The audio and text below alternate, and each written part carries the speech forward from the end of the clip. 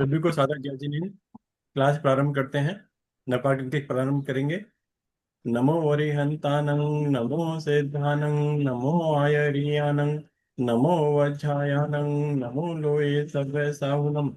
ऐसु पंच नमोकारो सव्य पावपनाशनो। मंगलाणं च सव्य सिंह पड़मम हवै मंगलम। पड़मम हवै मंगलम।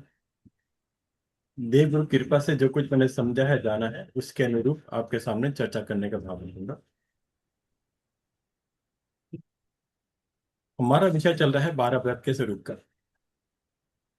पिछली क्लास में हमने 12 व्रत की उपयोगिता के ऊपर चिंतन किया, चर्चा करी। इसके अंदर आज 10 मिनट इसके समरी के फॉर्म में दोबारा रिवाइज कराता हूँ। ध्यान रखें, 22 पॉइंट मैं आपको आज बताऊंगा। इसकी शुरुआत के अंदर शॉर्ट के अंदर ही रखेंगे। इसके बाद में किसी को कुछ पूछना हो तो पूछ सकते हैं। इसके बाद में 12 व्रतों का स्वरूप, जो 12 व्रत कौन कौन से हैं, इस पे हमारी चर्चा प्रारंभ है। हेडिंग हमारा है 12 व्रत के स्वरूप का ज्ञान क्यों जरूरी है। इसमें सबसे पहला पॉइंट आता है, व्रत मर्यादा का अर्थ क्या है। हमने पिछली बार जाना था, व्रत यानी नियम, नियम यानी सुरक्षा, सुरक्षा यानी रक्षा कवच, रक्षा कवच यानी आत्मा को कर्म बंधन से बचाने का मार्ग। अब इसकी समरी क्या निकली? समरी ये हुई, व्रत या मर्यादा एक ही बात है। इसका अर्थ क्या है? आत्मा को कर्म बंधन से बचाने का मार्ग। एक ही लाइन में समझ लेना। पिछली बार मैंने आपको जो डिटेल बताई वो समझाने की अपेक्षा थी, लेकिन टू द पॉइंट हम बात कर रहे हैं। व्रत यानी मर्यादा का अर्थ है आत्मा को कर्म बंधन से बचाने का मार्ग। राइट, पहला पॉइंट है। दूसरा पॉइंट आते हैं, मर्यादा में ही सुरक्षा है। मर्यादा जब जीवन में आती है तो उसकी सुरक्षा बनती है, उसकी अपेक्षा ही हमें नियम, व्रत नियमों को धारण करना होता है। और सुरक्षा के कारण क्यों होती है? सुरक्षा का अर्थ है कर्म बंध से मुक्ति। जैसे जैसे हम व्रत नियम मर्यादा में आते हैं, इससे क्या फायदा है? आजकल हर व्यक्ति चाहता है मुझे फायदा क्या होगा। फायदा है कि इससे मेरा कर्म बंधन नहीं होगा। तो कर्म बंधन से बचने का मार्ग अगर हमें को ढूंढना है तो भगवान ने बताया व्रत नियम लेना। ठीक है, तो हमारा समरी निकली, आत्मा को कर्म बंधन से बचाने का मार्ग। पहला पॉइंट हुआ। दूसरी पॉइंट हमने बोला, मर्यादा में ही सुरक्षा है। ठीक है, और कर्म बंधन से मुक्ति है। तीसरे पॉइंट पे आते हैं, मर्यादा से क्या फायदा है। मर्यादा से में रहने से, चाहे हम साधु शावक के रूप में बोले चाहे साधु के रूप में बोले, इससे साधक, हम दोनों ही साधक हैं। शावक नहीं, साधक मैंने बोला। साधक चार प्रकार के हैं। साधु साध्वी भी साधक हैं और शावक शाविका भी साधक हैं। तो बेसिकली इन चारों के लिए ही मर्यादा अलग अलग कैटेगरी की है। साधु की मर्यादा अलग प्रकार की है और शावक की मर्यादा अलग प्रकार की है, लेकिन दोनों का लक्ष्य एक ही है, जन्म मरण घटाना, मोक्ष को प्राप्त करना। जब तक हम जन्म मरण नहीं घटाएंगे तो मोक्ष के नजदीक नहीं पहुंच सकते। ठीक है, पिछली बार मैंने आपको इस तीसरे पॉइंट के लक्ष्य में एक ही पॉइंट बताया था कि निरोध का जीव 48 मिनट के अंदर 65,536 बार जन्म मरण करता है। याद होगा बहनों को कि बेसिकली इससे हमारा अभिप्राय क्या था। ये बताने का ये था कि हम जितना भी आज संसार में रह रहे हैं, इस संसार में रहने के कारण जितने भी हमारे कर्म बंधन हो रहे हैं, उससे हम कैसे बचें। उससे बचने का हमने बात करी। हम व्रत नियम हमारा बचने का तरीका है। और इसका, क्योंकि आज हम हर चीज चाहते हैं, हमें फायदा क्या होगा? तो फायदा ये है कि आपको जन्म मरण से मुक्ति मिलना, तो मोक्ष होता है। लेकिन जब तक मोक्ष नहीं होता तब तक हमें जन्म मरण घटाने की बात करनी। ज- आप जन्म मरण घटाने की बात को समझ सकते हैं। निगोद का जीव, सूक्ष्म सूक्ष्म निगोद का जीव 48 मिनट अर्थात अंत मुहूर्त के काल में 65,536 बार जन्म मरण कर सकता है। ठीक है, डिटेल की बात नहीं जाएंगे। अब इसके अंदर जन्म मरण के स्वरूप की कई सारे पॉइंट हैं। बाकी पॉइंट भी आपको बताने का प्रयास करूंगा एक एक लाइन के अंदर। निगोद के बाद नंबर आता है साधारण वनस्पति। साधारण वनस्पति को आप अपनी संसार की सामान्य भाषा में समझते हैं जमीकंद। जिमीकंद के जीव जैन दर्शन के अंदर हम जितने भी साधक हैं, शावक शाविका हैं, जितने भी जैन परिवार हैं, आमतौर पर जिमीकंद के त्याग की बात की जाती है। कारण क्या? कारण क्या, बेसिकली एक छोटे से टुकड़े के अंदर, जहां तक कि भगवान ने बता दिया, एक सुई अगर एक आलू इत्यादि किसी भी जमीकन में आप एक सुई का आगे की नोक को डालें और निकालें, तो उसके अंदर अनंत जीव आपको मिलते हैं भगवान के ज्ञान के अनुसार।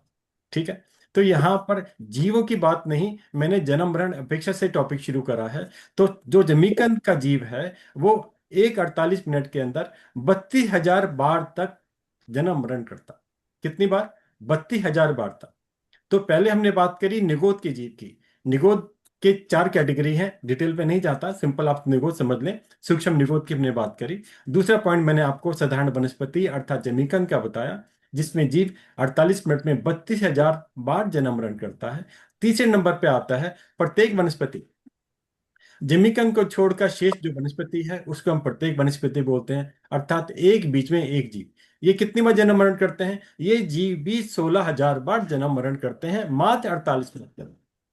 तो ये इस पॉइंट को आप ऐसे समझ सकते हैं कि हम जितने भी तिथियां हैं, पर्युषण पर्व हैं, और जितने भी हमारे अलग अलग प्रकार के अवसर आते हैं साधना के, वहां पर क्यों ये कहा जाता है कि वनस्पति का त्याग करो। अब आप इससे कल्पना करना कि एक वनस्पति अगर आपने अपने घर में लाके रखते हैं, हम सभी रखते हैं, तो जितनी बार जब तक वो वनस्पति फॉर्म में हमारे घर में रखी रहती है, जब तक हम इसका भोजन के रूप में प्रयोग नहीं करते हैं, तो उसके अंदर ये जन्म मरण जो हो रहा है वो हमारे अकाउंट में रहता है। ध्यान रखना, हमारे अकाउंट में गिनती बढ़ती है, इसलिए हमें वनस्पति त्याग की बात की जाती है। आगे चलता हूँ, शॉर्ट का विषय है। इसके बाद हम करते हैं 5 प्रकार के हमारे स्थावर होते हैं, अर्थात एकेंद्रीय जीव।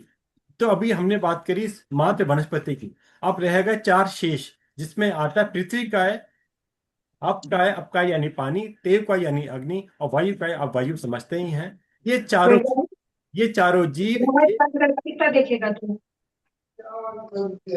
मोबाइल का सबको म्यूट करना भैया। काम कर दी। ये सभी 4 प्रकार के स्थावर जीव वनस्पति को निगोद को छोड़ने के बाद एक मुहूर्त के अंदर अर्थात 48 मिनट में 12,824 बार 12,824 बार जन्म मरण करते हैं। आप कल्पना करें छोटे छोटे एकेंद्रीय जीव की कितनी बार हमारे द्वारा हिंसा घात होती है, और हमें किस प्रकार से बचना है उसका उपाय ही ये बताया गया। जैसे जैसे हम नियम मर्यादा में आगे बढ़ते हैं, तो इन सब जीवों की यत्ना करते हैं, विवेक करते हैं, उनके प्राणों की रक्षा करते हैं, अभिदान देते हैं, जिसके कारण से हमारे जन्म मरण भी घटते हैं, हमारा कर्म बंधन भी कम होता है। और सबसे बड़ी बात, जब ये आपके दिमाग में एक बार भी चिंतन चलेगा, तो चिंतन चलने पर अगर आपके मन में एक बार भी अगर अहोभाव आए कि इतने जीवों की हिंसा प्राणातिपात मेरे द्वारा इस क्रिया में हो रहा है, और आपके अंदर से आत्मा कंपित होने लगे, तो समझ लेना आप सम्यक दर्शन के नजदीक हैं, और इस समय आपके शुभ भाव चल रहे हैं। और शुभ भाव में जीव का पुण्य का बंध तो होता ही है, साथ में एक शब्द आता है संक्रमण। हो सकता है कुछ बहनों को पता हो, भी बाद में चर्चा करूंगा। संक्रमण से क्या होता है? जो आपके एग्जिस्टिंग कर्म, जो कर्म अभी आपके स्टॉक में आपके आत्मा के साथ लगे हुए हैं, उसमें जितने अशुभ कर्म हैं वो शुभ कर्म में परिवर्तित होने शुरू हो जाते हैं। इसको बोलते हैं संक्रमण। जिस समय, दोबारा रिपीट करता हूं 1 मिनट के लिए, जिस समय आप शुभ भाव में होते हैं, उस शुभ भावों के कारण आपके शुभ कर्मों का बंध होता है, अर्थात पुण्य का बंध होता है। इसके साथ साथ इसके साथ साथ जो आपके पास उसी जाति के कर्म बंध का स्टॉक होता है, वो अशुभ जो है वो शुभ में पलट जाते हैं। ये सबसे बड़ा शुभ भावों में रहने का एक फायदा है हम सभी गृह जीवन में रहने वालों के लिए।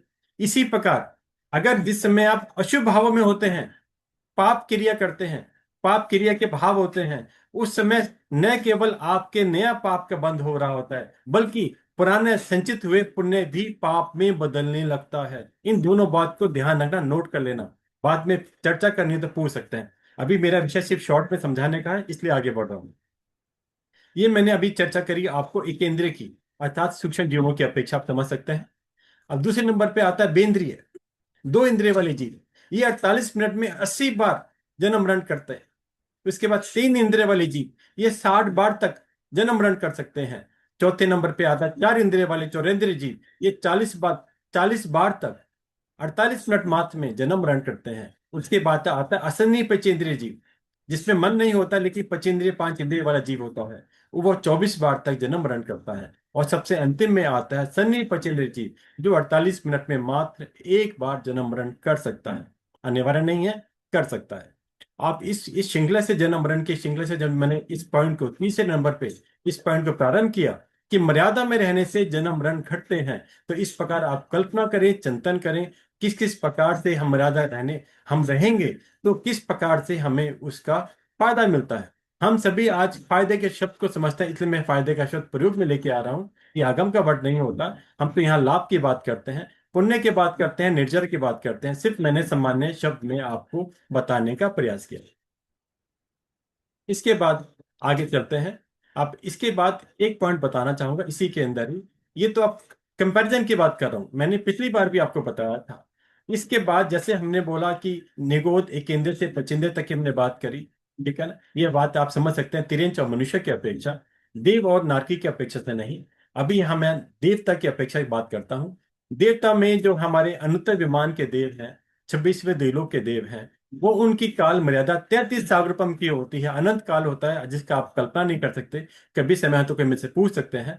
आप 33 साल, इतने सागरपम तक, 33 सागरपम काल प्रमाण तक अंत विमान के देवों के जीव जन्म मरण नहीं करते। वो एक ही भव में रहते हैं।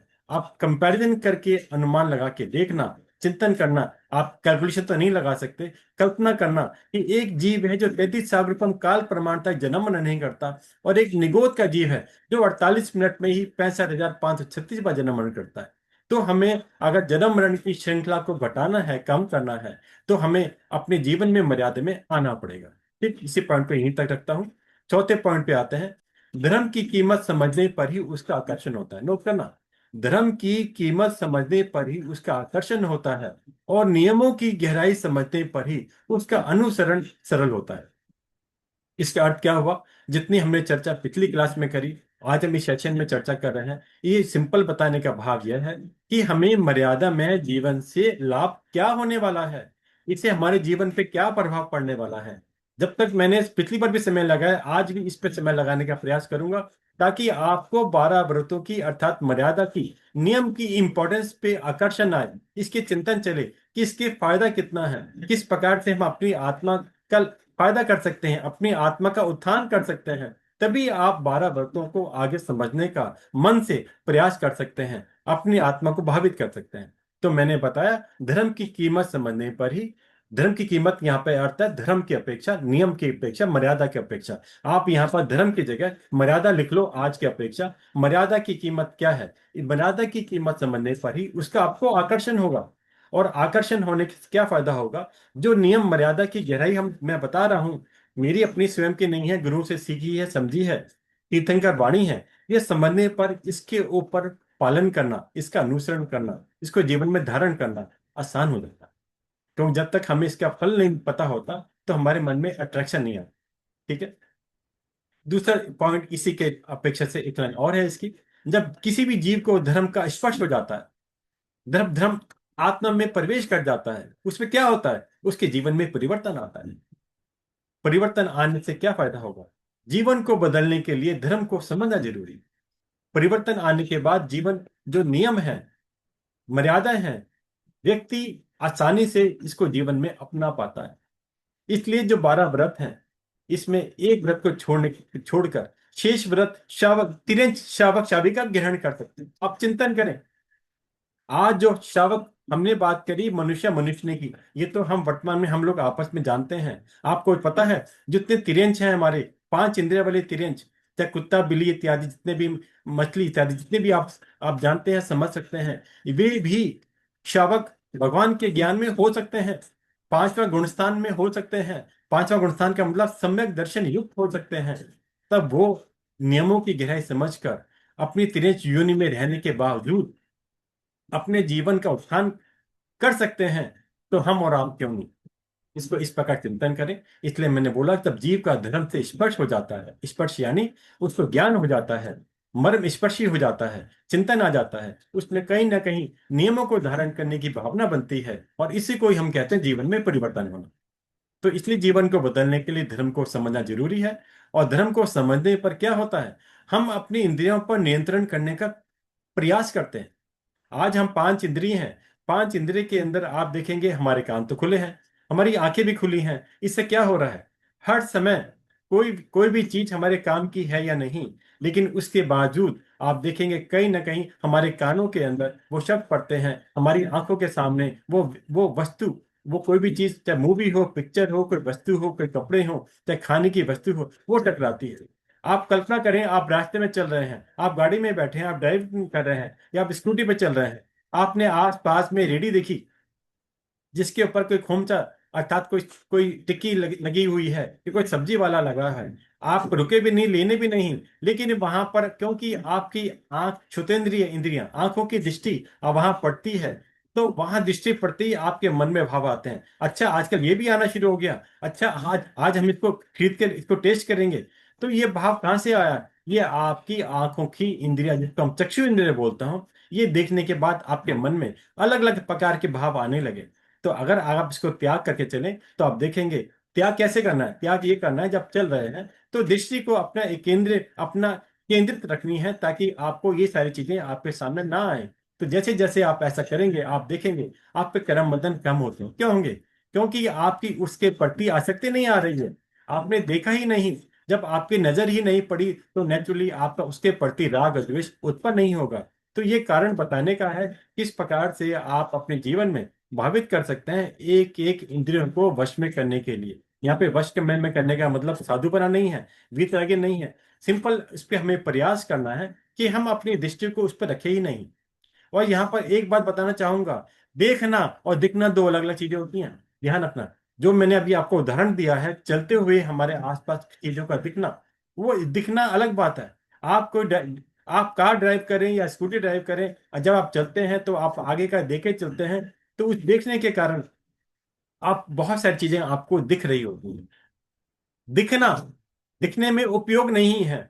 उस वस्तु को दिखने के बाद आपका उसके प्रति राग द्वेष नहीं आ रही है, क्योंकि आपका लक्ष्य गाड़ी चलाने में, कार चलाने में, स्कूटर चलाने में आगे देखना है मेरी टक्कर ना हो जाए। जब आपकी कंसंट्रेशन ये चल रही है तो आपका दिखने वाली वस्तु पर राग द्वेष होगा ही नहीं।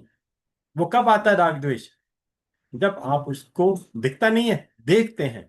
तो यहां पर सिंपल ये चिंतन करना, नोट कर लेना, पूछना, बातें पूछ लेना। दिखना और देखना दो अलग अलग बातें हैं। दिखने के अंदर उपयोग नहीं है। अगर मैं अभी आपसे बात कर रहा हूं, हम चर्चा कर रहे हैं, ठीक है ना, मेरा लैपटॉप ऑन है, तो ये मेरे लैपटॉप के आसपास बॉटल या आप मेरा कैलकुलेटर या मेरा पेन पड़ा है, वो भी मुझे दृष्टि से कहीं ना कहीं दिख रहा होगा। लेकिन वो दिखने के बाद वो मैं देख नहीं रहा, देख नहीं रहा तो मुझे नहीं दिखेगा उस पे मिट्टी लगी हुई है क्या, वो ऑन है या ऑफ है, वो किस प्रकार का है।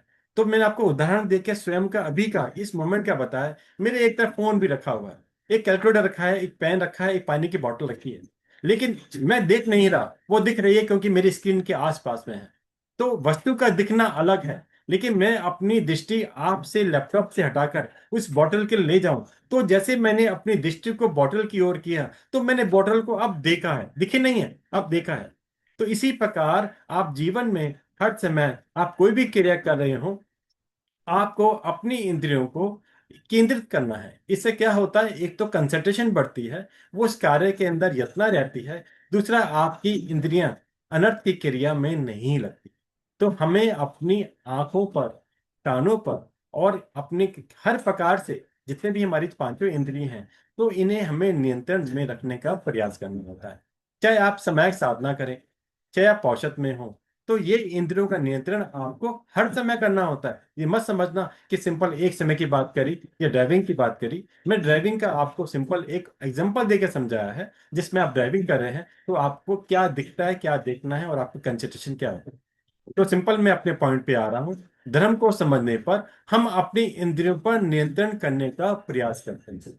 आज अगर कोई तिथि है, आपने बोला कि मुझे आज हरी नहीं खानी, आज मुझे कच्चे फल नहीं खाने या कच्ची और कोई वनस्पति नहीं खानी, कि या मुझे कोई ड्राई फ्रूट नहीं खाना, सिफित नहीं खाना, तो आप देखेंगे क्या हुआ।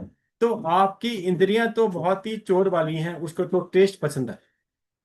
लेकिन जैसे आपने सोचा नहीं, आज मैंने नियम लिया, आज मेरी भावना है कि मुझे सचेत नहीं उपयोग में लेना, उसका मुझे आज भोग नहीं करना है। तो आप देखेंगे बेसिकली आपको ये करने से शांति मिलती है।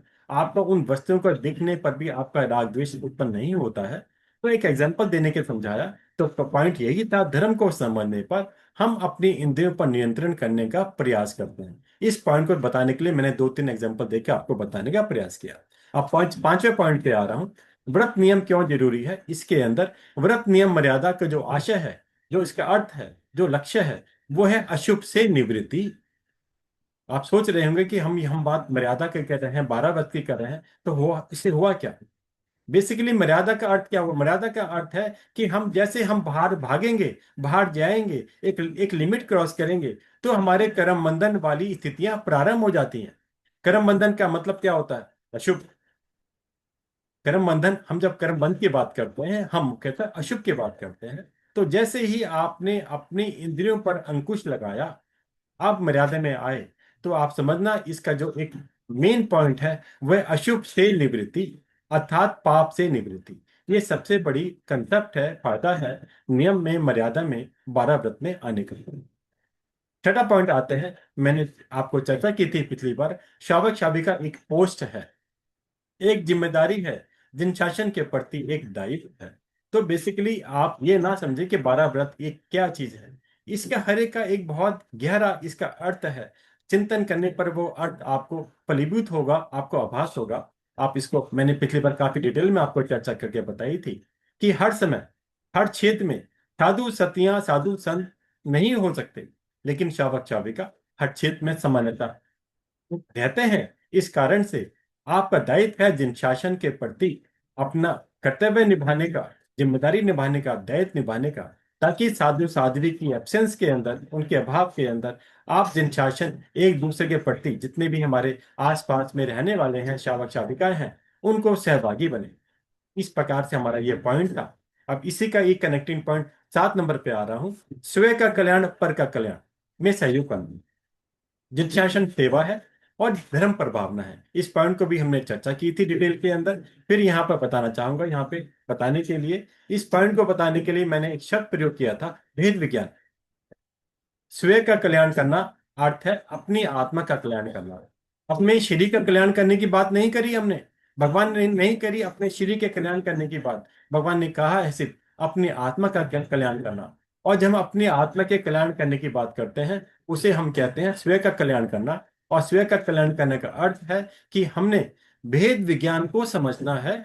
भेद विज्ञान क्या है? भेद विज्ञान कुछ नहीं है, शरीर या आत्मा अलग अलग है। इन दोनों को जैसे आप समझेंगे, तो आप देखेंगे कि बेसिकली आपके आपके भावों की धारा अलग रूप से चल रही है, और आप कहीं ना कहीं अपनी आत्मा को पतन होने से बचाने का प्रयास कर रहे हैं। भेद विज्ञान के अंदर आने के बाद आत्मसात करें भेद विज्ञान को। मैंने बोला भेद विज्ञान पिछली बार बताया था आपको। भेद विज्ञान किसको हो सकता है? भेद विज्ञान मिथ्या दृष्टि को नहीं होगा।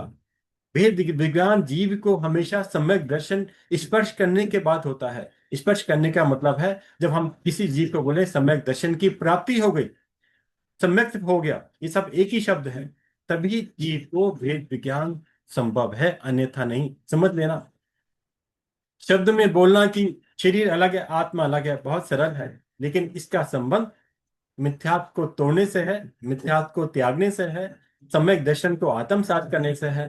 सम्यक दर्शन का अर्थ हमने पहले भी कहीं पर चर्चा करी है। सुदेव, सुगुरु, सुधर्म को सत्य मानना। सुदेव यानी अरविंद भगवान की हम बात करते हैं, सिद्ध भगवान की बात करते हैं। सुगुरु हमारे हैं 5 महावतधारी, जो 5 महाव्रतों को भगवान की आज्ञा अनुसार पालन करते हैं, उसे सुगुरु कहते हैं। और केवली पूर्वी धर्म को हम सुधर्म कहते हैं। जब हम इन 3 धारणाओं को आत्मसात करते हैं, उसको उसको मतलब स्वीकार करते हैं, तो हम कहते हैं कि हमने सम्यक दर्शन प्राप्त करने की और एक कदम आगे बढ़ा है। इसके साथ साथ हमने सम्यक दर्शन की पिछले सेशन में समझा था, सुदेव, सुगुरु, सुधर्म को मानना। इसके साथ साथ क्या नहीं माना? कुदेव, कुगुरु और कुधर्म को नहीं मानना। जब तक ये लाइन नहीं बोलूंगा, तो आपकी सम्यक दर्शन पूर्ण नहीं होती। क्योंकि अगर कोई व्यक्ति सुदेव को मान रहा है, तो गुरु को मान रहा है, सुधर्म को भी मान रहा है, लेकिन वो कुदेव, कुगुरु और कुधर्म को भी मानता है, तो वो सम्यक दर्शी वाला जीव नहीं है। ध्यान कर लेना, मैंने सिंपल रिवाइज कराया आपको पहली क्लास का जो हमने पहले चर्चा करी है। तो यहाँ मेरा पॉइंट सिंपल शॉर्ट में भेद विज्ञान को बताने का है, क्योंकि हमारा टॉपिक डिफरेंट चल रहा है, ज्यादा डिटेल में नहीं जाऊंगा। शरीर और आत्मा को भिन्न भिन्न अलग अलग मानते हुए शरीर के नहीं अपितु आत्मा का पोषण करने के भाव रखना है, क्योंकि शरीर तो नश्वर है, बदलता रहता है, परंतु आत्मा अजर अमर है। ये आत्मा का जन्म मरण नहीं होता है, जो जन्म मरण होता है वो मां शरीर का होता है। तो हमें इस बात को समझना है। इसी के साथ साथ एक लाइन इसमें आखिरी बोल के इस लाइन को पूरा करूंगा। दूसरों के लिए कोमल बने, दूसरों के लिए कोमल बने तो अहिंसा हो गई, और स्वयं के लिए कठोर बने तो तप हो गया। मैंने पहले भी एक बार 14 नियम की क्लास में ये लाइन बताई थी, आज रिपीट कर रहा हूं, इसी पॉइंट से संबंधित, इसलिए मैंने बताया। हम जब मर्यादा में आएंगे, नियम पालेंगे, तो इससे क्या होगा? नियम पालने से, अगर हमने कठोरता से नियम पाला अपने लिए, जैसे आज हम बोले कि हमें समायक में हूं, या आज उपवास है, तो हमें कोई भी आहार ग्रहण नहीं करना, तो क्या हुआ? हम स्वयं के लिए कठोर बन गए कि शरीर को आज आवश्यकता थी भोजन की, हमने शरीर को भोजन नहीं दिया, हम शरीर के लिए कठोर बने, तो हम इसे क्या कहते हैं? हमारा तप हो गया। तो इसलिए हमने बोला स्वयं के लिए कठोर बनोगे तो तप हो गया। और जैसे ही हम दूसरे जीवों के प्रति, अभी मैंने 5 प्रकार के केंद्रीय जीवों के प्रति जन्म मरण की बात बताई, उनके यत्न की बात बताई, तो उसको हमने क्या बोला? दूसरे जीवों के प्रति आप कोमल बनोगे, तो इसे हम क्या कहते हैं? कोमल बने यानी उसकी यातना करी, यानी उसकी हिंसा करने की बात नहीं सोची, हिंसा करने का प्रयास नहीं करा, इसे हम क्या कहेंगे? अहिंसा। और जैन दर्शन का फरमान क्या है? अहिंसा परमो धर्म। तो जैन दर्शन का जो एक हेडिंग है, मेन पिलर है, वो एक ही है, वो अहिंसा। हमारे हर कंसेप्ट में, हर तत्व में, हर नियम के अंदर आप गहराई में चिंतन करना, आपको एक चीज कॉमन मिलेगी, वह अहिंसा। दूसरे जीवों की यातना करना, जिसको जैन दर्शन में बहुत ही सुंदर शब्द में कहते हैं अभेदान देना। अभेदान देना, दूसरे जीवों की आत्मा को अपनी आत्मा के अनुसार समझना। अपनी आत्मा जैसी है ऐसी ही दूसरे जीव की आत्मा है। अगर इस प्रकार के जीवन में आपके भाव होंगे, आप देखेंगे अहिंसा आपके जीवन में समावेश हो गई, ऐसा आपको चिंतन में आने लगे। आप आइए नेक्स्ट पॉइंट पे चलते हैं। 8वां पॉइंट है, मैंने बताया था पिछली बार, मात्र नाम के साथ जैन जुड़ने से कोई जैन नहीं होता। जैन का अर्थ है जिन शासन का उपासक। जैन दर्शन का उपासक, महावीर का उपासक, अरिहंतों का उपासक, उसे को हम जैन बोलते हैं। एक बार गुरुदेव ने एक बार अपनी बुक को लिखा था, जिन के उपासक को जैन कहा। जिन कौन? जिन्होंने अपनी इंद्रियों को जीता, उसको जिन कहा, और उसी के उपासक को हम जैन कहते हैं। उपासक मीन्स जो उस पर श्रद्धा भक्ति करते हैं, उसको हम लोग जैन कहते हैं। तो बेसिकली इसकी हमने पिछली बार चर्चा की थी, पिछले क्लास में। उपासक वही होगा जो जिनवाणी के अनुरूप अपनी जीवन शैली को अपनाता है। नेक्स्ट पॉइंट पे आते हैं, 9वां नंबर, साधु साध्वी शावक और शाविका। ये 4 तीर्थ भगवान ने बताए। जो 4 तीर्थ की स्थापना तीर्थंकर भगवान केवल ज्ञान केवल दर्शन प्राप्त करने के बाद 4 तीर्थ की स्थापना करते हैं, और उस 4 तीर्थ के अंदर साधु साध्वी शावक शाविका सम्मिलित हैं। और इन चारों का सामूहिक रूप में मैंने साधक रूप से आपको पीछे संबोधित किया, और चारों को मिलाकर ही बनता है हमारा जिन शासन। आज वर्तमान में भगवान महावीर का जो शासन चल रहा है, ये 21,000 वर्ष का है, जिसमें लगभग 2,500 वर्ष बीते हैं, बाकी 18,500 वर्ष के लगभग शेष है। तो ये इतना लंबा समय कैसे बीतेगा? ये लंबा समय हम और आपके द्वारा गुरु भगवंतों के माध्यम से ही आगे बढ़ेगा। तो इसलिए मैंने, आपने, हम सभी ने शावक शाविका बनकर जिन शासन से जुड़ना है, और जिन शासन से जुड़ने के बाद जिन शासन की रक्षा करनी है। तो इसलिए अपने आप को शावक शाविका के रूप में आप प्रस्तुत करें, नियम धारण करें, मर्यादा के अंदर आए, और जिन शासन के प्रभु महावीर के जिन शासन में जुड़े। नेक्स्ट पॉइंट आता है 10 नंबर, प्रत्येक जीव साधु साध्वी नहीं बन सकता। साधु साध्वी का नाम आते ही, महाव्रत का नाम आते ही मन में कंपन होने लगती है, ये तो बहुत कठिन मार्ग है, हमसे नहीं होगा, पता नहीं कैसे कर रहे हैं। बिल्कुल सही है, ये सरल मार्ग नहीं है, इसलिए बेसिकली इसको राजमार्ग कहा जाता है। इसमें कोई दूसरा रास्ता नहीं है, सीधा रास्ता, महाव्रत का रास्ता, साधु साध्वी बनने का रास्ता एक राजमार्ग कहा है। आगम में इसको राजमार्ग की उपाधि दी गई। राजमार्ग यानी सीधा रास्ता। तो प्रत्येक जीव अगर साधु साध्वी नहीं बन सकता तो क्या हम क्या करें? तो हमारा उद्धार कैसे होगा? प्रभु महावीर ने तीर्थंकर भगवान फरमाते हैं, चिंता मत करो। जिस प्रकार साधु साध्वी की एक उपाधि है, उसी प्रकार भगवान ने हम गृहस्थ जीवन में रहते हुए श्रावक श्राविका के रूप में गृहस्थ धर्म का पालन करते हुए, ध्यान रखना, हम श्रावक श्राविका के रूप में रहते हैं, भगवान के उपासक हैं, जिन शासन में के साथ जुड़ गए हैं। इसके साथ साथ भगवान ने बताया आपका उत्थान हो सकता है, आपके लिए भी रास्ता है। तो वो मार्ग बताते हुए भगवान ने बताया किस प्रकार हम गृह जीवन में रहते हुए श्रावक श्राविका बनकर, श्रावक श्राविका के व्रतों को धारण कर जिन शासन में प्रवेश पा सकते हैं। इसलिए हमने कहा हम दीक्षा नहीं ले सकते तो श्रावक धर्म के अनुसार जीवन निर्वाह तो अवश्य ही कर सकते हैं, और इसमें कोई बंदिश नहीं, सिर्फ हमारे मानस पटल पर चिंतन की बात है। मैंने पहले भी 14 नियम की क्लासों के माध्यम से भी समझाया, अभी 12 व्रतों के माध्यम से भी समझाने का प्रयास करूंगा। आपके जीवन में कोई परिवर्तन नहीं आता, आपकी जीवन शैली में कोई परिवर्तन नहीं आता। आप जो कार्य कर रहे हैं वो अब भी कर सकते हैं, डरे नहीं, भय नहीं खाएं। अभी भय का पॉइंट आगे आएगा, उसमें आपको चिंतन करके बताऊंगा कि किस प्रकार से हम श्रावक श्राविका बनकर आसानी से, सामान्य रूप से जो हमारी जीवन शैली वर्तमान में चल रही है उसको अपनाते हुए भी श्रावक धर्म का आसानी से पालन कर सकते हैं। सिर्फ चिंतन की धारा का बदलनी है और कुछ नहीं। आपका जीवन, जीवन को नहीं बदलना, जीवन स्वयं में बदलेगा।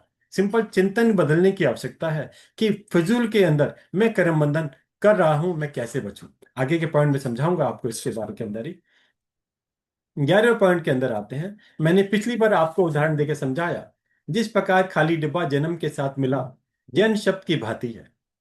मैंने बताया था ना, जिस प्रकार अगर आप किसी ज्वेलरी शॉप से एक डायमंड का सेट खरीदते हैं तो आप पेमेंट तो डायमंड सेट की करते हैं, लेकिन वो डायमंड सेट के साथ आपको एक खाली बॉक्स, डायमंड ज्वेलरी बॉक्स खाली आपको साथ में गिफ्ट में करता है, उस डायमंड सेट को उस बॉक्स में डाल के देता है। तो जब तक वो बेसिकली डायमंड सेट उस बॉक्स में रहेगा तो आप देखेंगे बेसिकली करके एग्जाम्पल आप देखेंगे कि जैसे ही वो डायमंड सेट आपके बॉक्स में आया तो उस बॉक्स की कीमत बढ़ गई, और जैसे ही वो बॉक्स में से डायमंड सेट निकला वो बॉक्स की वैल्यू कुछ भी नहीं रही। इसी प्रकार आप समझ सकते हैं कि खाली डिब्बा जन्म के साथ मिला शब्द है, जैन शब्द है। और जैसे ही आप अपने जीवन के अंदर 12 व्रत नियम मर्यादा धारण करते हैं, आत्मसात करते हैं, तो आप देखेंगे कहीं ना कहीं आपके जीवन के अंदर बदलाव आता है। और इस बदलाव को ही हम जन शासन में प्रवेश करना अर्थात शावक शाविका के रूप में कहते हैं। नेक्स्ट पॉइंट हमारा आता है नंबर 12। सुखी सभी जीव बनना चाहते हैं, परंतु सुखी बनने के रास्ते पर चलना नहीं चाहते। और जब तक आप उस रास्ते पर चलेंगे नहीं, आप सुखी कैसे बनेंगे? इस बार जीवन में चिंतन करें कि सुख दो प्रकार के हैं। एक है टेम्परेरी, पौद्गलिक सुख, और एक है परमानेंट, जो कभी जाने वाला नहीं। तो आज वर्तमान में मैं और आप, हम सभी संसारी प्राणी आज जो सुख समझते हैं ना, वो सुख है नहीं। आज हम गाड़ी ले ली, कार ले ली, बंगला बनवा लिया, हम समझते हैं हम सुखी बन गए। हम सुखी नहीं बने, हम सुखी नहीं बने। हम सुख का आभास को सुखी समझ रहे हैं, लेकिन सुखी कौन है? सुखी है आज हमारे साधु साध्वी, आज सुखी है हमारे अरिहंत भगवान, आज सुखी है हमारे सिद्ध भगवान। जो परमानेंट सुखी हैं वो है सिद्ध भगवान। उस रास्ते पर सुखी बनने के पर रास्ते पर चलते हुए आधे सुखी बन चुके वो हमारे अरिहंत भगवान। और साधु साध्वी उस शाश्वत सुख को पाने के लिए भगवान के द्वारा बताए हुए उस मार्ग पर आगे बढ़ रहे हैं। परंतु हम सभी शावक शाविका के रूप में जो आगे शावक शाविका कहलाएंगे, तो आज हमें उस सुख की प्राप्ति करनी है जो शाश्वत सुख भगवान महावीर ने, अरिहंत सिद्ध भगवान ने हमें फरमाया है। संसार के सुख, गोलगप्पे खाने, मिठाई खाना, पकवान खाना और टेस्ट लेना, या अच्छे अच्छी चीजें देखना सुनना, ये सुख नहीं है। जिसको हमने सुख समझा है वो सुख नहीं है। सुख क्यों नहीं है? आप कहेंगे कि ऐसा क्यों, बड़ा आनंद आ रहा है इन सब चीजों के अंदर, फिर आप कह रहे सुख नहीं है। सुख इसलिए नहीं है, इस सुख के साथ में दुख साथ में फ्री मिलता है, कॉम्बो ऑफर है। जिन सुखों को आज हम प्राप्त कर रहे हैं, हम सुख मान रहे हैं, वो कॉम्बो ऑफर है। उस सुख के साथ में दुख छिपा हुआ है। उस दुख के साथ जब वो दुख आता है, हमसे झेला नहीं जाता। आज कर्मों का स्टॉक जो मेरे और आपके पास, हम सभी संसारियों के पास, वो कहाँ से आया? वो ऐसे ही तो इकट्ठा किया है हमने। जिसमें सुख नहीं है, हमने उसको सुख माना, उसको सुख रूप में भोगा, और उसके साथ में जो कॉम्बो ऑफर में हमें दुख मिलना है, वो जब मिलता है तो हमसे झेला नहीं जाता। तो इसलिए हमें सुखी बनना है। तो उस शाश्वत सुख जो तीर्थंकर भगवान ने, अरिहंत भगवान ने, भगवान महावीर ने वर्तमान की अपेक्षा में बताया है, हमें उसकी ओर आगे बढ़ना है, उसी को समझना है, तभी हम सुखी बन पाएंगे। नेक्स्ट पॉइंट पे चलते हैं। पॉइंट नंबर 13, पाप का भय धर्म है। पाप का भय आपको लगेगा तो आप समझ ले वो धर्म है। और बेसिकली लेकिन होता क्या है, हम पाप के अंदर भय नहीं करते। पाप में भय आ जाए तो जीवन बदल जाए। पाप से भय किसको आता है? आज हमारे साधु साध्वी जो संयम वैराग्य मार्ग में आते हैं, बढ़ते हैं, वो पाप से डरते हैं। उन्होंने अपने गुरुओं से, आगम के माध्यम से या चर्चा माध्यम से जाना कि पाप किस का रूप किस प्रकार से है, पाप का फल कड़वा है। तब ये मान अगर उनके आत्मा में स्पर्श कर गई तो उससे क्या होता है? उसके कारण से वो अपने जीवन में परिवर्तन करने लगते हैं। उनके मन में चिंतन आने लगता है, मैं किस प्रकार से इससे बच सकता हूँ। वो वैरागी बन जाते हैं। वैरागी बनकर आगे भविष्य के अंदर साधु साध्वी के रूप में हमारे समक्ष उपस्थित होते हैं। तो यहाँ पर एक लाइन बोलूंगा, आप नोट करना, पहले भी मैंने बताई। सम्यक दृष्टि जो जीव होता है, सम्यक दृष्टि जो सम्यक दर्शन युक्त जीव होता है, वो कर्म के बंध से डरता। वो हर समय रहता है मेरे कर्म का बंध ना हो जाए, उसका दृष्टिकोण रहती है कर्म बंध के ऊपर। इसके विपरीत जो मिथ्या दृष्टि जीव है, वो किससे डरता है?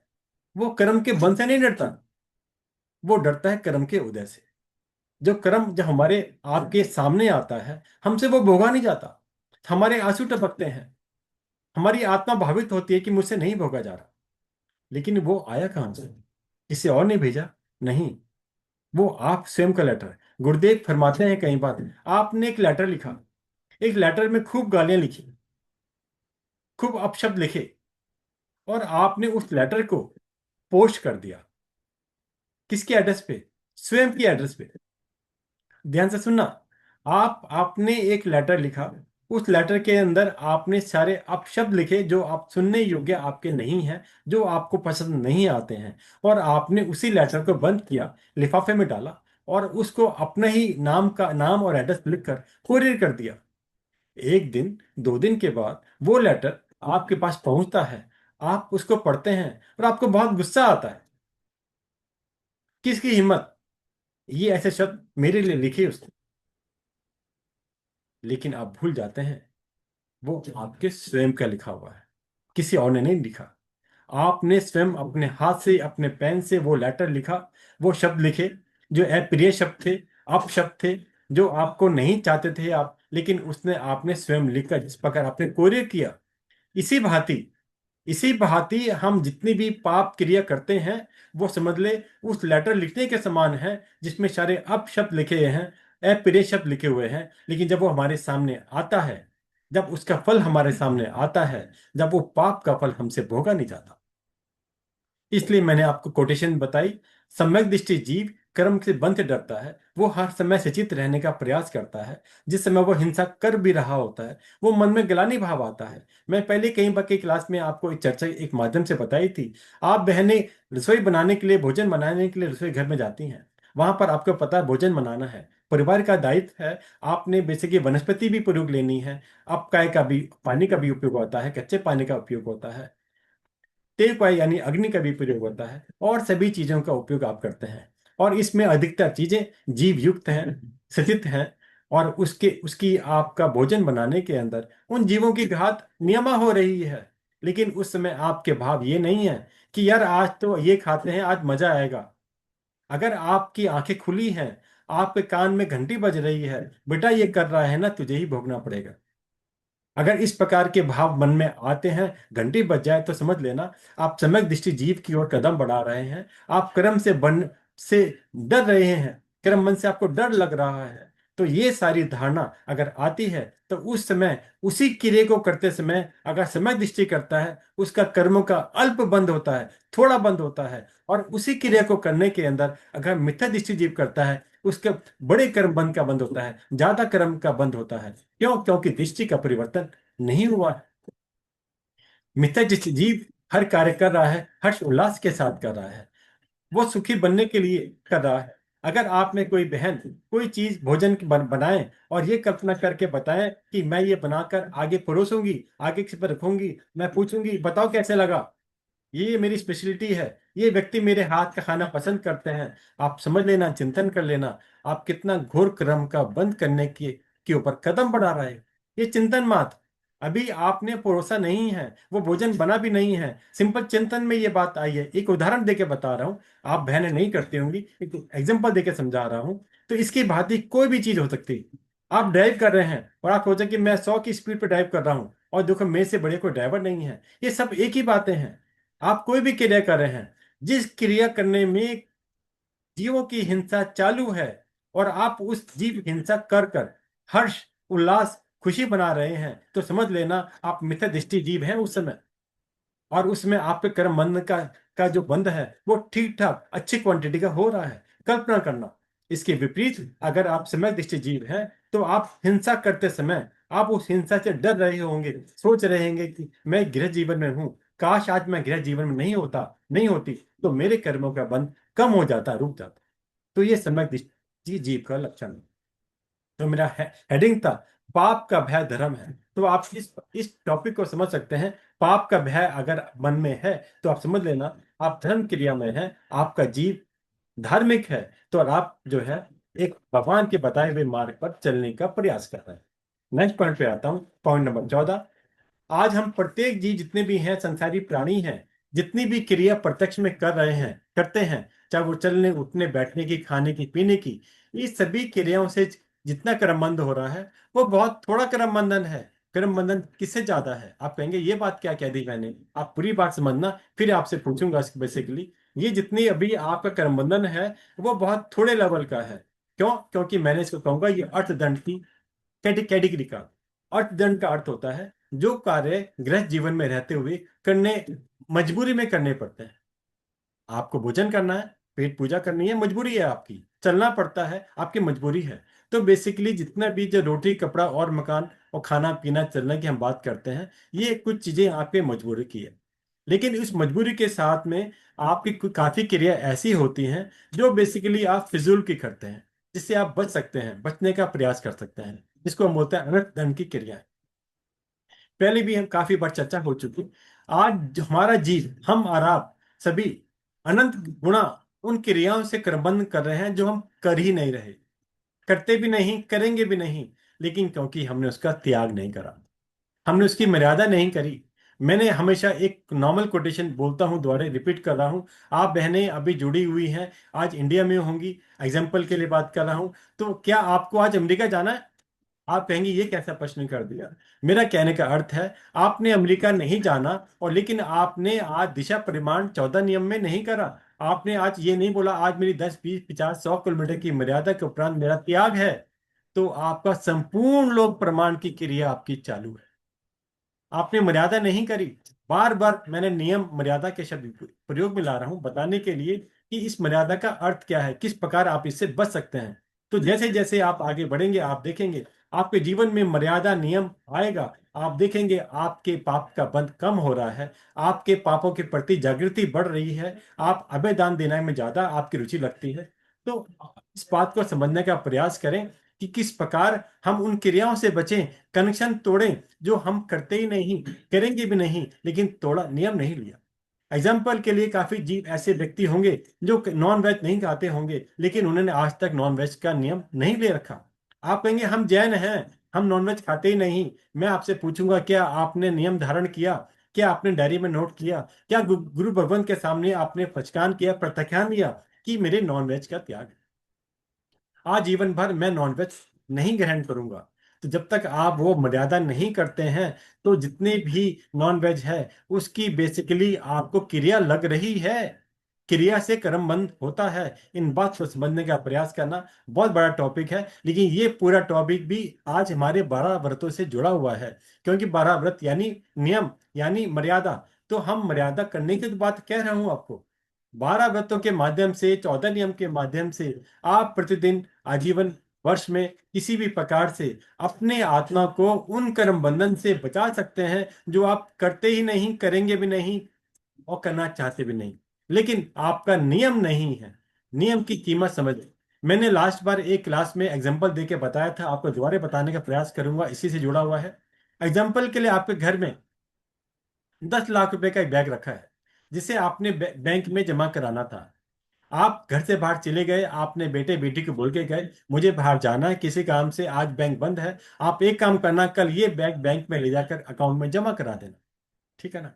बाई चांस वो बेटा बेटी जिसने वो जमा कराना था उसके ध्यान में नहीं रहा, वो बैंक में वो पैसा जमा नहीं करवा पाया, नहीं कर पाया। और जैसे ही आप बाहर से लौट के आए, आपने देखा वो बैग तो घर में रखा हुआ है। आप अगले दिन वो बैग लेकर बैंक में गए और बैंक मैनेजर को बोले, वो आपका फ्रेंड है या कोई भी है, भाई ये मैंने मैनेजर साहब ये 10 लाख रुपए मुझे आपके बैंक में जमा कराने के लिए मैंने निकाल कर रखे थे। एज इट इज वो बैग बैग वैसे ही रखा है, लेकिन 10 दिन मेरा बेटा बेटी वो जमा नहीं कर पाए। आप मुझे बताएं कि क्या अगर आप वो बैंक मैनेजर की जगह अगर आप हैं तो क्या उस 15 दिन का इंटरेस्ट उस व्यक्ति को देंगे, अपने को देंगे, जो वो बैंक में आया है नहीं और आपके घर पे पड़ा होगा? आप कहेंगे कैसे बेवकूफी की बातें कर रहे हो, जब बैंक में वो पैसा आया ही नहीं तो मैनेजर आपको इंटरेस्ट कैसे दे सकता है? अर्थात इंटरेस्ट आपको नहीं मिल सकता।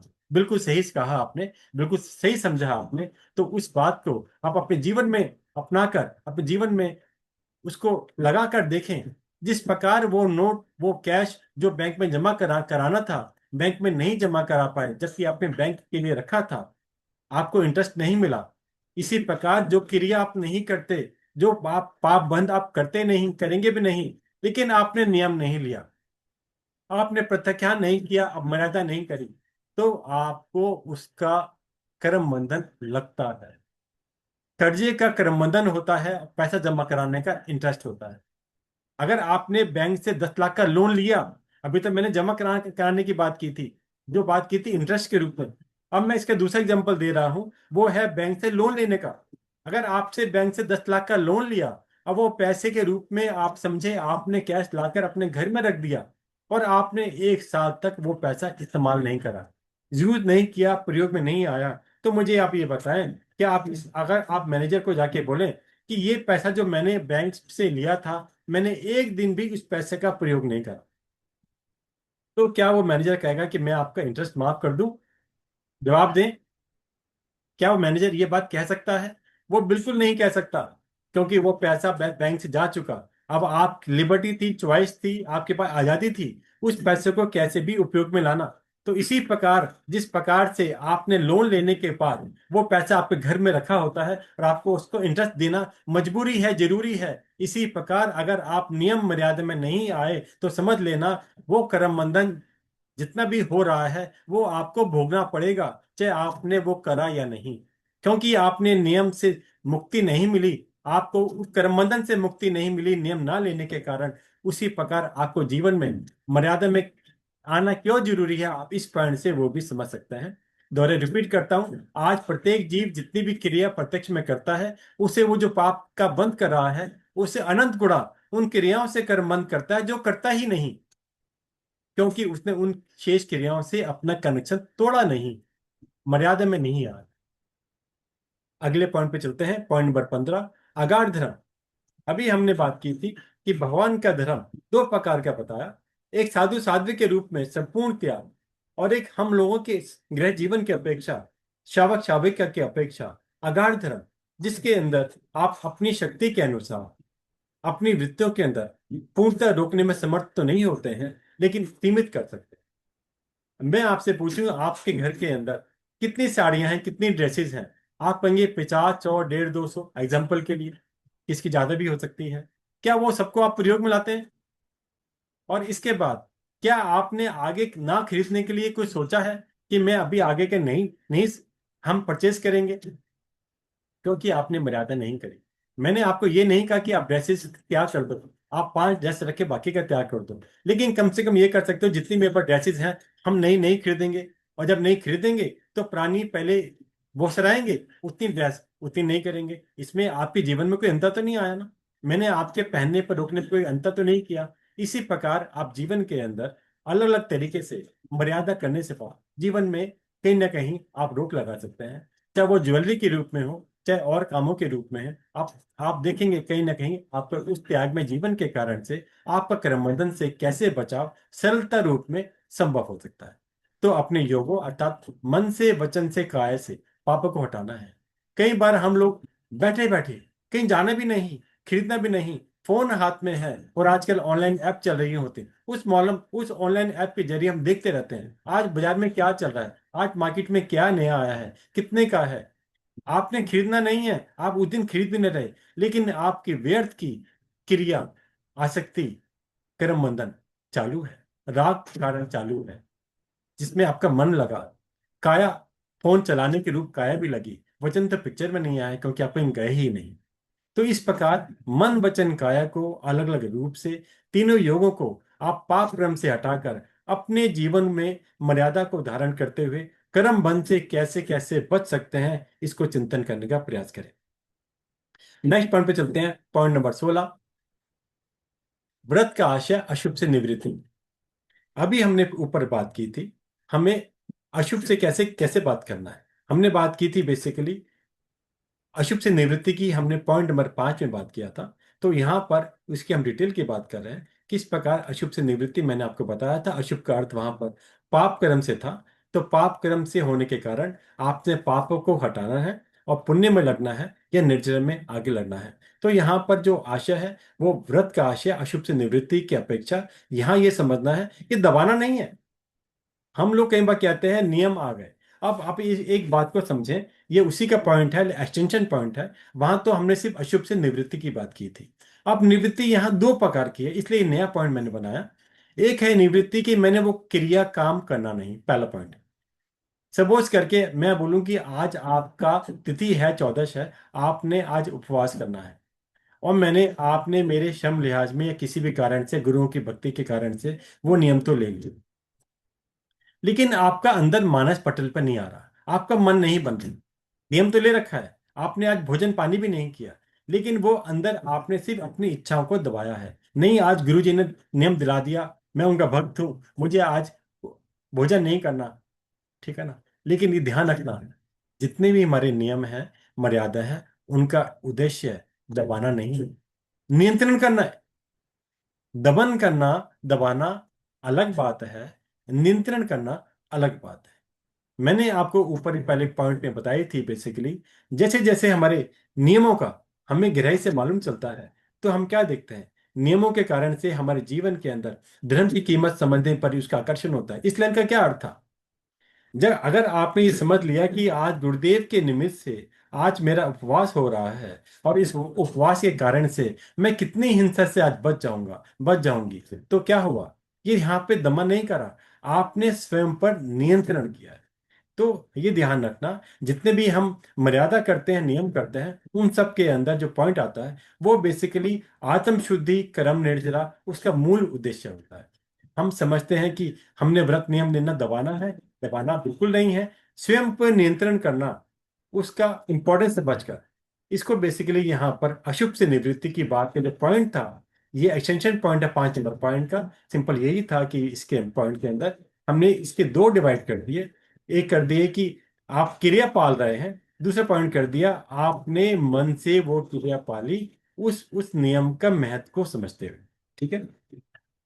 पॉइंट नंबर 17, नेक्स्ट पॉइंट आ गया, हम हमारे दिन प्रतिदिन की आवश्यकता के अनुसार मर्यादा रख सकते हैं, अपनी जीवन शैली को बदल सकते हैं, व्रतों को धारण कर सकते हैं। 14 नियम भी उसका एक उपाय है, और यहाँ पे हमारा विषय चल रहा है 12 व्रत। तो हम जैसे जैसे आगे बढ़ेंगे, मैं हर पॉइंट के द्वारा आपको 12 व्रतों की इंपॉर्टेंस बताने का प्रयास कर रहा हूं, ताकि आपके मन के अंदर किसी प्रकार का भय ना रहे कि 12 व्रत हैं क्या। आप यहाँ पर पॉइंट नंबर 18 इस भय से जुड़ा हुआ है, जो मैंने आपको पहले भी बात की थी कि भय होना नहीं, 14 नियम मैंने भर लिए पर नहीं पला, और कुछ और मुझे बढ़ाना पड़ गया, तो 12 व्रत मैंने ले लिए, अगर नहीं नियम टूट गया तो नहीं।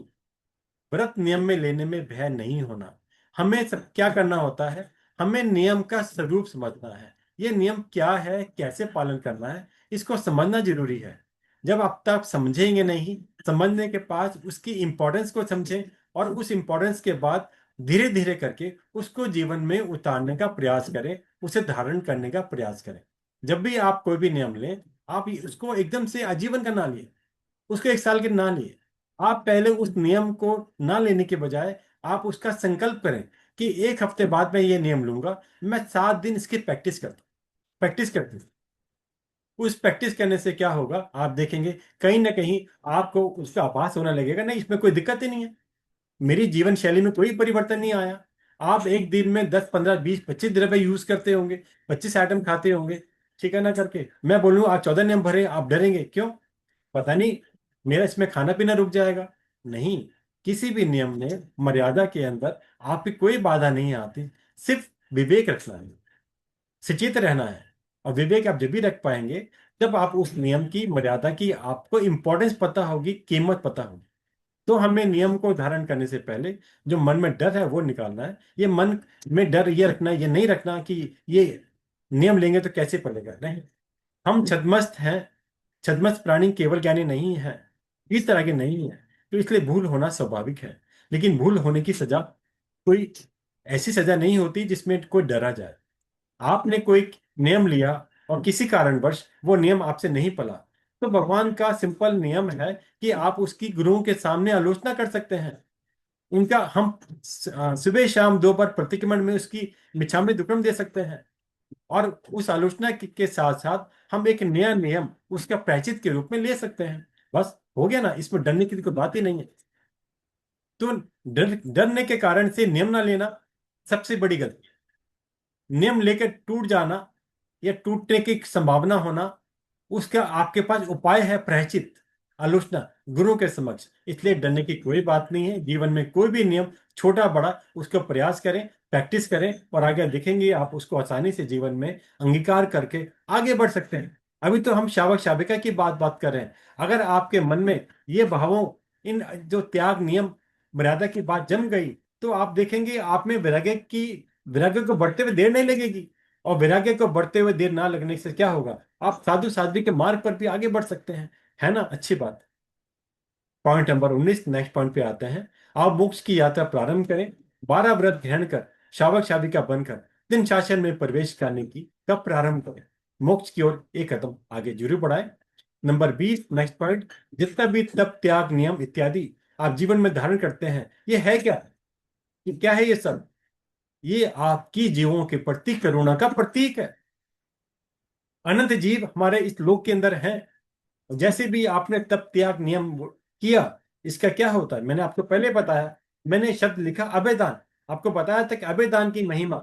आप आज बोले कि आज मुझे कच्चा पानी नहीं पीना, तो आप देखेंगे मैंने पीछे आपको क्या बताया। पानी के जीव एक अंतर्मुहूर्त अर्थात 48 मिनट मात्र के अंदर 12,824 बार जन्म मरण करते हैं। 48 मिनट में लगभग 13,000 बार जन्म मरण हो गया। और 24 घंटे में कितना होगा? अगर मैं आपको 8 घंटे नींद के भी हटा दूं तो 16 घंटे में कितना होगा, कल्पना करें। अगर आप बोले कि मैंने आज कच्चे पानी का त्याग किया, तो आप भी कल्पना करें आपने कितने आपका जीवों पर करुणा, अनंत करुणा रखते हुए बलिदान दिया। यह है तप त्याग नियम की कीमत। चिंतन अवश्य करें। पॉइंट नंबर 21, सबको मोक्ष प्राप्त करना है, शाश्वत सुख प्राप्त करना है, तो एक कदम आगे बढ़ना होगा, जीवन को मर्यादित अवश्य करना होगा, जिससे क्रमशः आप मोक्ष मंजिल की ओर अवश्य अग्रसर होंगे। पॉइंट नंबर 22, साधु के 5 और शावक के 12 व्रत ही क्यों? मैंने ये पॉइंट पिछली बार छोड़ा था,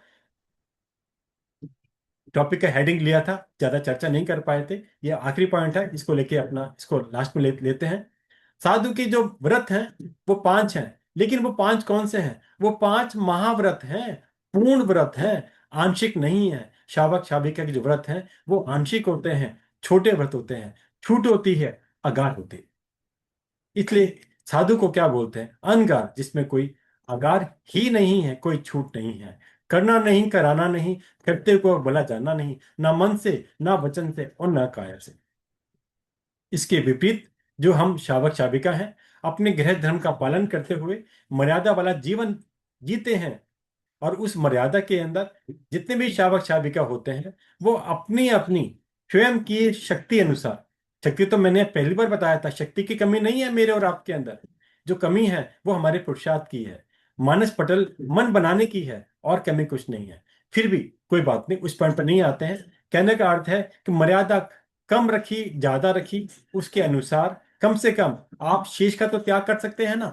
अभी मैंने आपको 10 लाख रुपए का उदाहरण देकर समझाया है, आपको याद होगा ना। एक आपने लोन लिया, और एक बैंक में लोन जमा कराने के बाद, बैंक में पैसा जमाने कराने की बात की, मतलब एक में 10 लाख आपको जमा कराने का छूट गया, तो आपको इंटरेस्ट नहीं मिला। ये कौन सी क्रिया है? ये क्रिया वही है, आपने धर्म का पालन तो किया, बिना नियम के किया, और बिना नियम के किया तो आपने पालन करना करना ना करना एक जैसा सा हुआ। क्यों? क्योंकि आपने आज्ञादान तो दिया नहीं, मर्यादा तो की नहीं, स्वतः ही आपने कम ज्यादा किया। तो इसलिए नियम लेना अनिवार्य है, बिना नियम लिए आगे आप नहीं बढ़ सकते। हमने पिछली क्लासों में एक अविरति आश्रम यानी कर्म बंधन 5 प्रकार का होता है, उसमें दूसरा है अविरति, इसकी काफी डिटेल में एक क्लास में चर्चा की थी। तो वहां भी बताया था कि व्रत मर्यादा ना लेने से आपको संपूर्ण क्रिया लगती है, चाहे आप वो प्रयोग में करें या ना करें। तो यहाँ पर जो मेरा टॉपिक चला है कि शावक के 12 व्रत क्यों, तो ये बात कहने का है कि जो साधु के 5 महाव्रत हैं, इसी प्रकार शावक के भी 5 अणुव्रत होते हैं। पूर्ण व्रत नहीं बोला। अणु मीन्स क्या? अणु का अर्थ होता है एक तिनका, एक कण। साधु के 5 महाव्रत, महा का मीन्स समुद्र के समान, और अणुव्रत का मतलब एक अणु, एक तिनके, एक दाने के समान। लेकिन फिर भी भगवान ने हमें शावक शाविका कहने के लिए आज्ञा दी, हमें दिन शासन में प्रवेश दिलाया इस अणुव्रत के कारण ही। लेकिन पॉइंट ये है, मेरा पॉइंट ये था कि हमारे सिर्फ 5 क्यों नहीं कहे, 12 क्यों बना दिए? जिस प्रकार साधु के 5 थे, शावक के भी 5 हो सकते थे ना, बिल्कुल हो सकते थे। हम लोगों को गली निकालने की आदत है, इसलिए हम गली कितना निकालें, किस किस प्रकार से हमारा चिंतन जहां पहुंच नहीं पाए, हम सोच ही ना पाए, उन पॉइंटों को सोच समझकर भगवान ने इन 5 को 12 में विभाजित कर दिया। 5 अणुवत तो 5 घनवत की तरह ही हैं, सिर्फ नाम का अंतर आ जाता है। नाम की अपेक्षा आपको बात बता रहा हूँ, उनका छूट होती है, इतना अंतर है। बाकी के शेष कौन से? बाकी के शेष बताने के लिए 12 व्रत का अब मैं प्रारंभ कर रहा हूँ। लास्ट में सिंपल हेडिंग दूंगा आपको, डिटेल हम अगली क्लास में करेंगे। 12 व्रत के अंदर 3 विभागों में बांटा गया, 5 प्रकार के अणुव्रत और 3 प्रकार के गुण व्रत।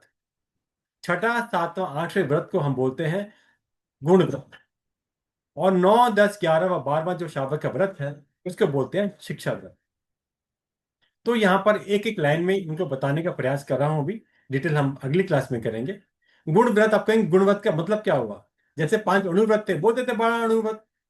12 अणुव्रत तो बेसिकली उसी नाम उसी प्रकार के हैं। अहि आपका स्थूल प्रातिपात विरमण व्रत, अर्थात अहिंसा का पालन स्थूल रूप से, छोटे रूप से करना।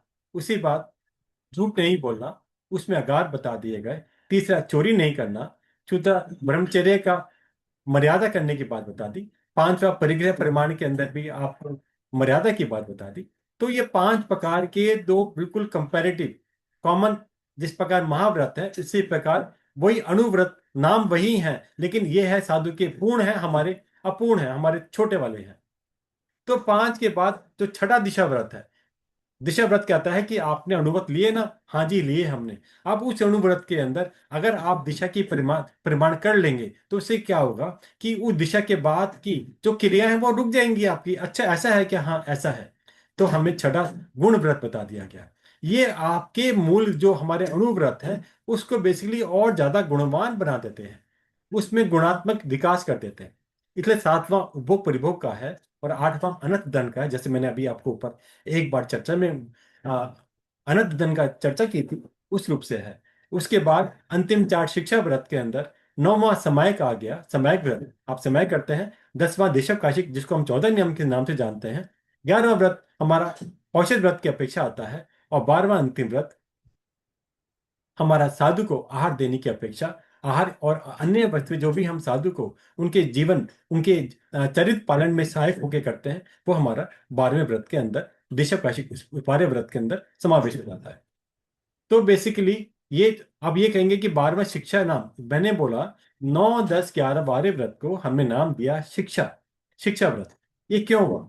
शिक्षा व्रत का मतलब है जो हमारे पहले 8 हैं, पहले 8 व्रत हमने अब जो चर्चा करी, हम बात करेंगे आगे, उसके अंदर अभ्यास करने के लिए, उनका अभ्यास करने के लिए, उनके अभ्यास की शिक्षा देने के लिए ये 9, 10, 11, 4 अंतिम 4 व्रत का इन 12 व्रत में समावेश किया गया है, ताकि साधना में हम लोग स्थिर हो सकें।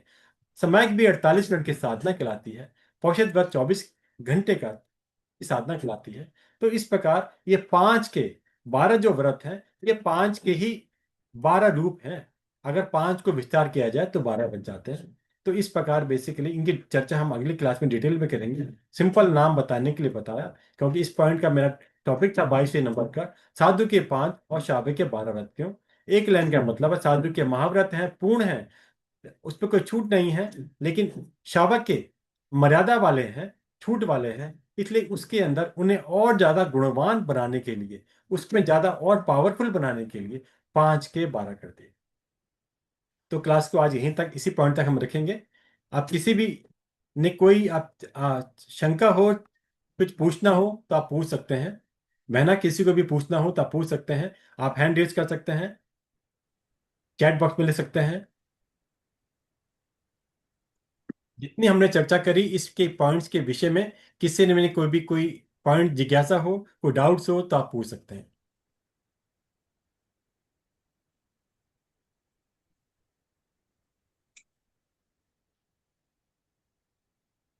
आप चैट बॉक्स में भी डाल सकते हैं, हैंड रेज भी कर सकते हैं। जय जिनेन्द्र सर। जय जी ने बताएं। आ, एक क्वेश्चन था कि आपने संक्रमण के अंदर हाँ बताया जी, हाँ जी, कि आत्मा के साथ लगे हुए अशुभ कर्म जो है वो संक्रमण हो सकते हैं। बिल्कुल, हाँ, और बिल्कुल। वो अगर हमें शुभ भाव आए तो उसका संक्रमण हो सकता है। होता है, मतलब अशुभ कर्म होता का ही है। संक्रमण शुभ में होता है, बराबर। बिल्कुल, बिल्कुल, तो अभी हम ऐसे बोलते हैं ना कि अशुभ कर्म किए तो उसका फल भोगना ही पड़ेगा। बिल्कुल। कितने भी शुभ कर्म किए तो ऐसा नहीं है कि अशुभ शुभ में कन्वर्ट होगा। तो इसमें कर्म क्या है, मतलब मैं अशुभ शुभ में बताता कन्वर्ट। बताता हूँ आपको। एक्चुअली जैन दर्शन में एक बहुत खास बात है। वो खास बात क्या है?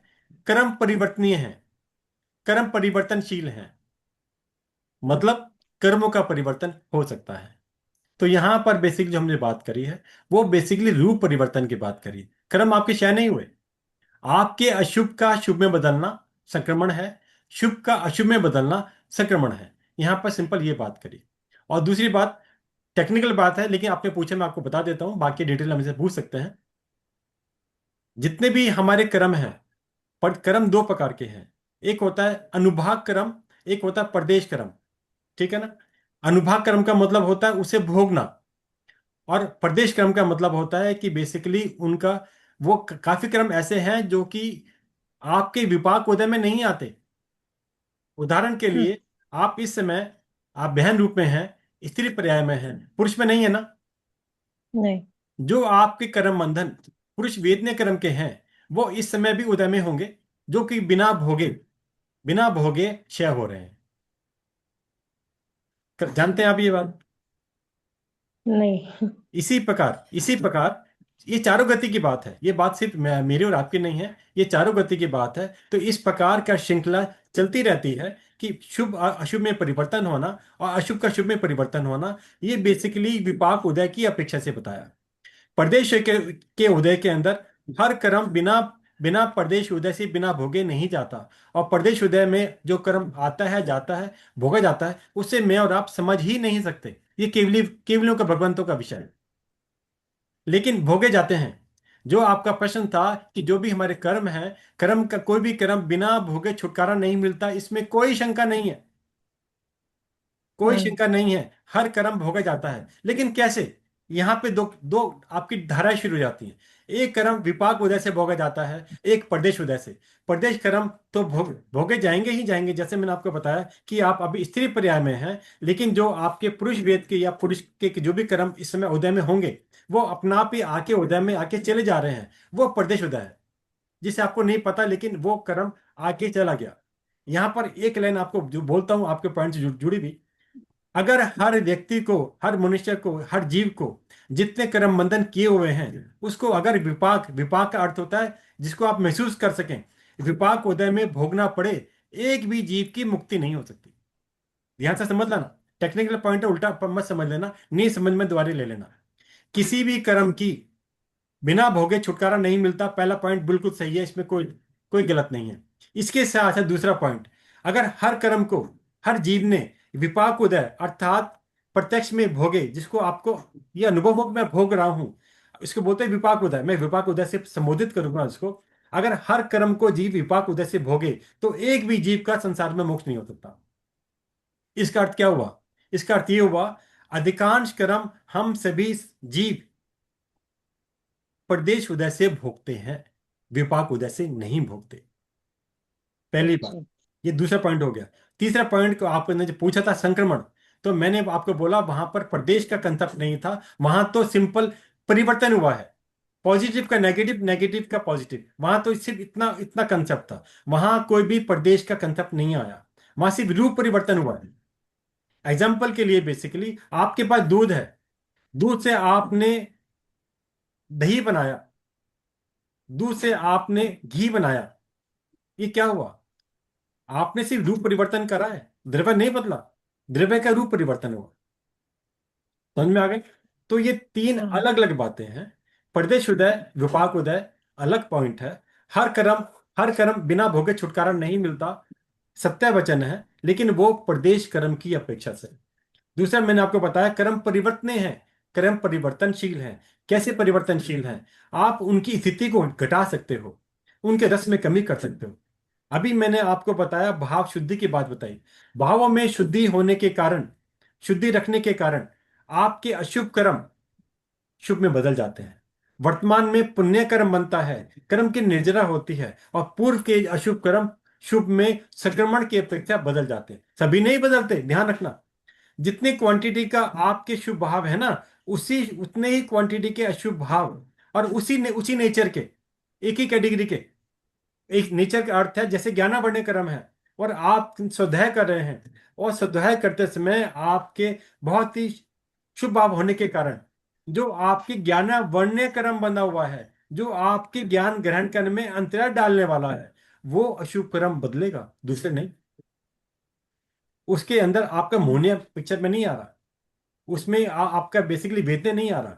तो इसलिए जब भी हम संक्रमण की बात करते हैं, उसके अंदर सह जातीय बात कहा जाती है, उसी जाति के। अगर हम ज्ञान की बात कर रहे हैं, स्वाध्याय कर रहे हैं, तो बेसिकली उस समय तो आपका शुभ बंद हो रहा है, आप कर्म क्षय कर ही रहे हैं अपने वर्तमान में। इसके साथ साथ जो आपके अशुभ कर्म ज्ञान से जुड़े हुए हैं, अर्थात ज्ञान वन्य कर्म हैं, वो भी आपके, आपको अंतराय की का उल्टा सुलभता देने वाले हैं। जिस प्रकार अगर आप याद करें, आपको तो एक बार पढ़ के याद हो जाता होगा, क्योंकि आपका जो अंतराय क्रम टूटा हुआ है, कम है। मैं 10 बार पढ़ूंगा तो मुझे याद होगा, ये मेरा क्षयोक्षम कम है। तो इस प्रकार प्रत्येक व्यक्ति का सद्भाव, क्षयोक्षम जिसको हम अपनी आगम की भाषा में बोलते हैं, वो अलग अलग होता है। उसी प्रकार से आपके शुभ कर्म अशुभ में परिवर्तित होते हैं, अशुभ कर्म शुभ में परिवर्तित होते हैं। तो इसको बोलते हैं संक्रमण। संक्रमण बेसिकली शुभ अशुभ दोनों में होता है, लेकिन होता है एक ही कैटेगरी का, इसको ध्यान रखना। ये मत कहीं और बोल देना कि मैंने तो ये सुना था, एक ही जाति में होता है। अगर वेदने की अपेक्षा है तो साता वेदने असाते वेदने का होगा, ज्ञान का नहीं होगा। ज्ञान वर्णने की अपेक्षा से है तो ज्ञान वर्णने की अपेक्षा से बात चलेगा, वेदना का नहीं होगा।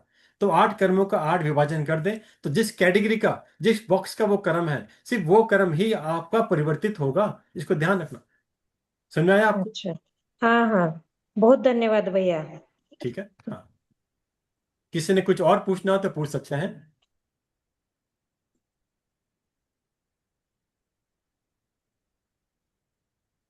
आज की क्लास से संबंधित कोई भी नियम, जितने में 12 व्रतों की अपेक्षा से क्यों जरूरी की अपेक्षा, मैंने आपको 22 पॉइंट का संकलन आपको एक एक करके अलग अलग रूप से बताया। इसके पीछे पर्पज था कि हमने जो पीछे क्लास की थी, ताकि अब पॉइंट वाइज आपके सामने आ जाए, कोई नए जुड़े हों तो उन्हें भी बेसिकली रिपीट हो जाए, दोनों इसका पर्पज था। अब इसके बाद हमने आज लास्ट के अंदर 12 व्रतों का स्वरूप जो है, 12 व्रत कौन कौन से हैं, इसके मैंने प्रारंभ कर दिया, स्टार्ट कर दिया। अगली क्लास में डिटेल में हम लोग पहले इन 12 व्रतों का नाम से अलग अलग समझेंगे, और इसके बाद बेसिकली जो है पहले व्रत के ऊपर डिटेल प्रारंभ करें समय के अनुसार। किसने कुछ पूछना हो तो आप पूछ सकते हो, वरना क्लास यहीं पे आज बंद करते हैं। किसकी जिज्ञासा हो, कोई डाउट हो तो आप चैट बॉक्स में डाल सकते हैं, हैंड रेज कर सकते हैं, पूछ सकते हैं। कोई किसके रह जाए तो ग्रुप के अंदर भी आप डाल के प्रश्न आपकी जिज्ञासा डाल सकते हैं, ग्रुप में भी आपको समाधान मिल जाए। जय जिनेन्द्र भैया। जय जिनेन्द्र। भैया आपने बोला कि वनस्पति सिर्फ घर में रखने से भी उसमें अनंत बार जन्म मरण चालू रहते हैं, बिल्कुल। तो फिर वनस्पति घर में लाकर रखना भी बहुत ज्यादा दोष है मतलब?